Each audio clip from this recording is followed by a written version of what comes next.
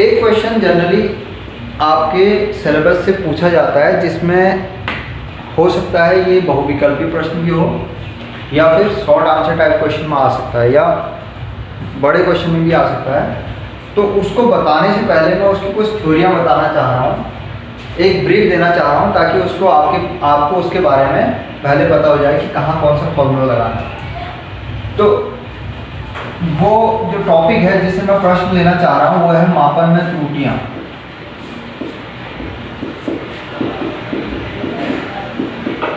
मापन में त्रुटियों का मतलब है एरर इन मेजरमेंट।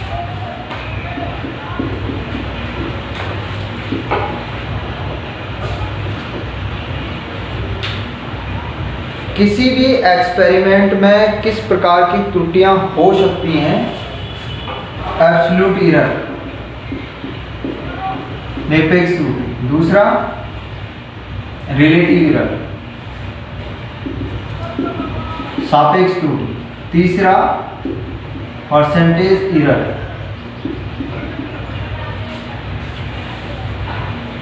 इनके बारे में बता दिया था।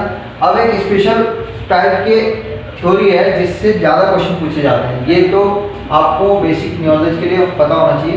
अब मैं एक ऐसा क्वेश्चन लेता हूँ, उनमें क्या होगा कि आपकी कोई भी राशि वो होगी व्युत्पन्न राशि। व्युत्पन्न का यूनिट, डेराइव्ड यूनिट्स का मतलब कि जो मूल राशियाँ हैं उनसे ना होके वो मूल राशियों पर निर्भर होंगी। छोड़ देता हूँ एक्स वाई लेते।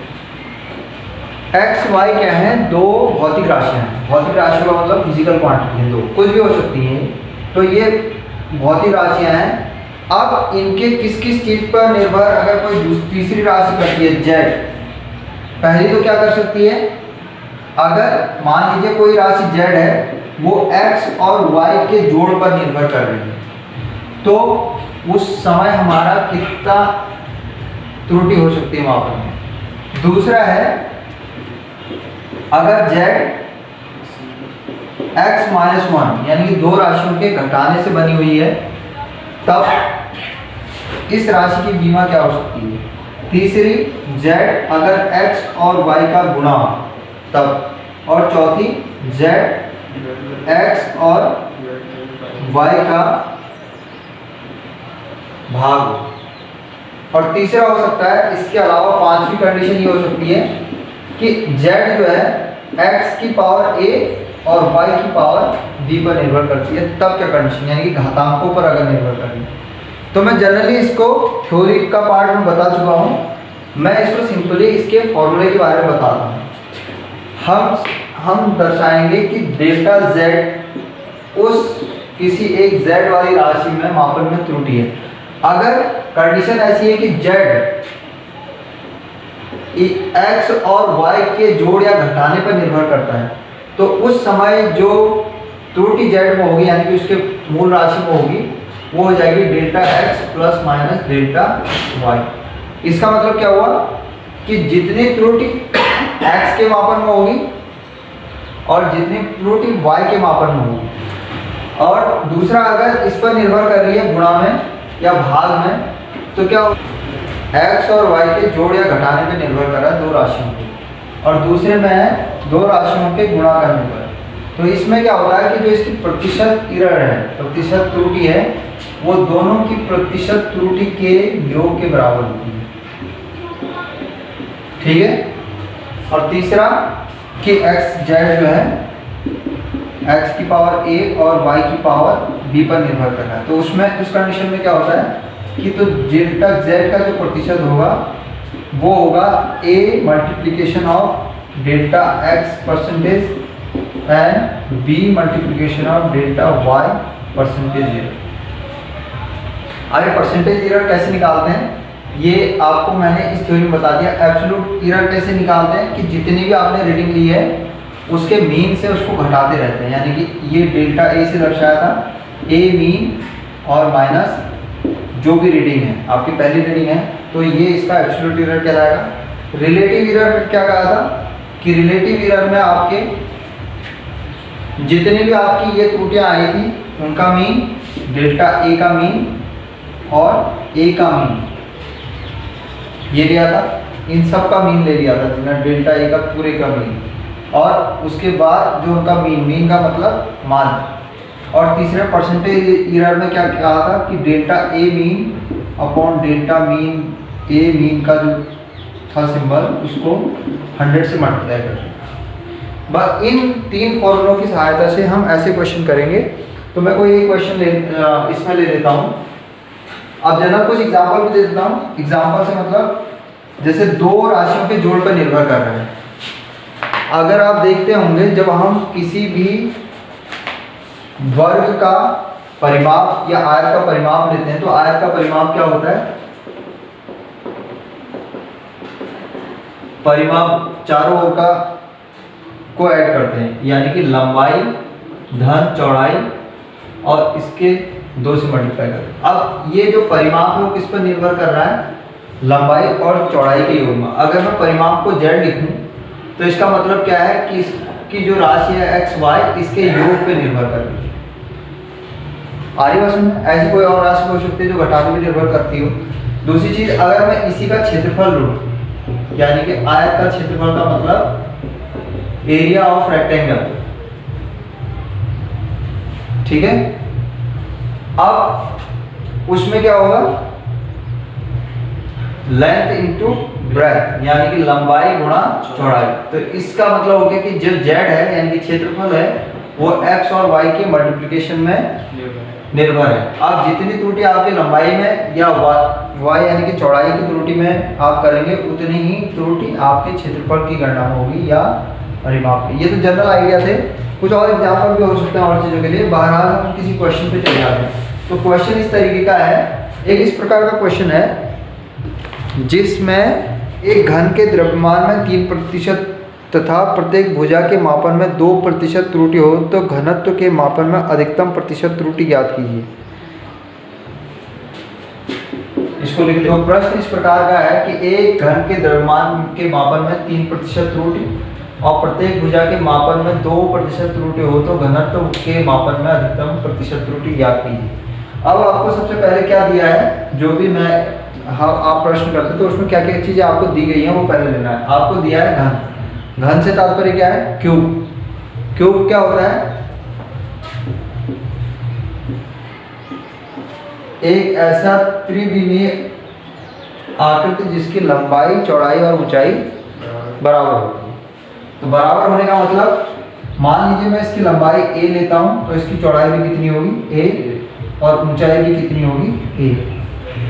तो तीनों चीजें a हैं और ये कह रहा है कि एक घन के द्रव्यमान में मापन में त्रुटि 3% है। अब दूसरी चीज इसने दिया है कि द्रव्यमान के मापन में 3% की त्रुटि, यानी कि द्रव्यमान को हम शो करते हैं m से, और डेल्टा m का मतलब है कि उसमें कितनी त्रुटि हुई। तो उसको मैंने कह दिया 3%। दूसरी चीज उसने दिया है प्रत्येक भुजा के मापन में 2% की त्रुटि, यानी कि ये a आपकी भुजाएं हैं और इसकी त्रुटि को मैंने दर्शाया डेल्टा ए से। डेल्टा ए से 2% की त्रुटि। अब आपने क्या निकालना है कि उसके घनत्व के मापन में कितनी अधिकतम मैक्सिमम हो सकती है, पॉसिबिलिटी कितनी है। तो सबसे पहले आपको घनत्व यानी कि डेंसिटी का फॉर्मूला पता होना चाहिए। घनत्व बराबर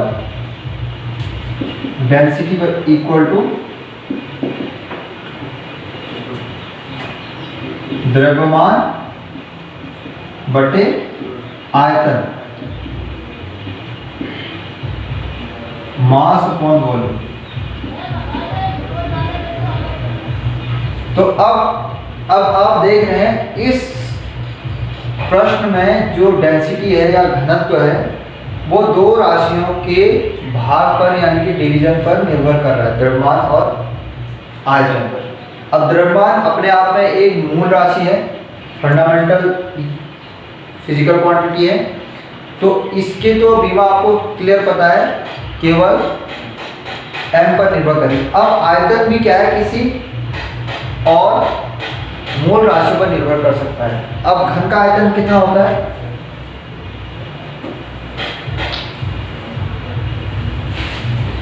घन का आयतन बराबर क्या होता है? आयतन बराबर लंबाई गुणा चौड़ाई और गुणा ऊंचाई, यानी कि वॉल्यूम का formula length into breadth into height, LBH से भी शो किया जाता है। तो इसका मतलब क्या है कि जो आयतन है वो तीन राशियों पर निर्भर कर रही है, तीन राशियों के गुणनफल पर, लंबाई, चौड़ाई और ऊंचाई। अब हमें पहला वाला फॉर्मूला लगाना है जो हमने देखा था कि z जब x और y की मल्टीप्लिकेशन पर निर्भर कर रहा है तो डेल्टा z में कितनी संभावनाएं हो सकती हैं, delta x plus delta y और प्लस अगर इसके साथ कोई सम क्वांटिटी n लिख दूं तो उसको भी आप ऐड कर सकते हैं। Is that clear? तो यहाँ पर हम सिंपली अगर z वॉल्यूम को v से दर्शाते हैं तो इसी फॉर्मूले का सहारा लेकर या इसी फॉर्मूले के अनुसार हम अपनी थ्योरी को आगे बढ़ाते हैं। तो इसको मैंने शो किया v से, v इक्वल टू LBH। तो डेल्टा v कितना होगा, delta L plus delta v plus delta H। अब इस क्यूब में क्या है कि जो L है, B है और H है, यानी कि लंबाई, चौड़ाई और ऊंचाई है वो क्या है, बराबर है। और उनको हमने इस फिगर में किससे शो किया है, A से। तो इसकी जगह पर हम क्या लिख सकते हैं, delta A plus delta B, sorry B की जगह पे A लिखेंगे और डेल्टा A। तो ये क्या हो जाएगा, delta A plus delta A plus delta A। कितना delta A, 3 into delta A, 3 गुना। या इस फॉर्मूले को देखो एक दूसरे तरीके से भी सॉल्व किया जा सकता है। मान लीजिए इस फॉर्मूले का हम यहीं से अप्लाई कर दें, A इंटू A, तो क्या हो गया, A क्यूब। अब हमारे पास जो फॉर्मूला जो पहले वाला था, जो हमने इससे बाद वाला बताया था, z equal to some power of x की पावर a और y की पावर b। अब यहाँ पर y तो है नहीं, केवल a ही है, तो हमने लिखा था delta z is equal to a into delta x की जितनी भी परसेंटेज होगी, परसेंटेज एरर। तो यानी कि उतनी ही गुना कर दिया हमने, एक गुना कर दिया। तो ऐसे ही यहाँ पर क्या आएगा, 3 इंटू डेल्टा a। ये समझ में आ रहा है? चाहे हम इस वाले फॉर्मूले का इस्तेमाल करें या सिंपली इस वाले फॉर्मूले का इस्तेमाल करें, तो कहीं ना कहीं से हम दोनों ओर से एक ही रिजल्ट पर पहुंचेंगे। अब इस डेल्टा ए के परसेंटेज एरर कितनी होगी, 3 टाइम्स ऑफ डेल्टा ए का। अब ये भी हमको दे रखा प्रश्न में, डेल्टा ए की परसेंटेज कितनी है, 2। तो डेल्टा बी में जो परसेंटेज एरर आ सकती है वो क्या होगी, 3 इंटू डेल्टा ए की एरर, यानी कि 2%। तो ये हो जाएगा delta b is equal to 6%, यानी कि इस वॉल्यूम में आ सकती है 6% की एरर, जो हमें पता चला।